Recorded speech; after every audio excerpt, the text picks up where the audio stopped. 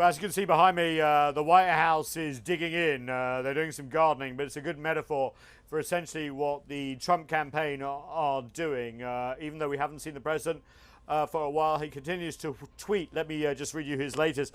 Ballot counting abuse. That was flagged by Twitter as untrue. And essentially, there's a big question here. Is what the president is doing in his campaign through all these legal challenges and questioning the veracity of the vote just a media play to keep his supporters on side, some sort of post-presidential power play, or is it something more sinister? And we don't really have the answer to that. What we do know is there has been a move on the side of Republicans and agencies of the federal government to essentially back up these claims.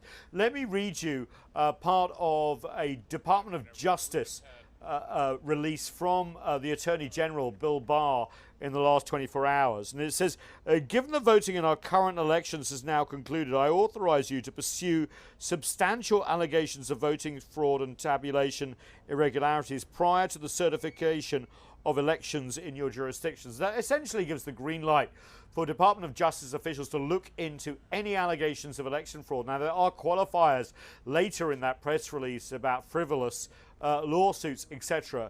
But I can tell you the effect is quite heavy. A Department of Justice official in charge of election fraud has essentially resigned his post to move to another position, and there is so much eyebrow raising about it. And I can tell you this comes as, of course, the Secretary of Defense, Mark Esper, was fired in the past 24 hours. Lots of talk about others perhaps being fired.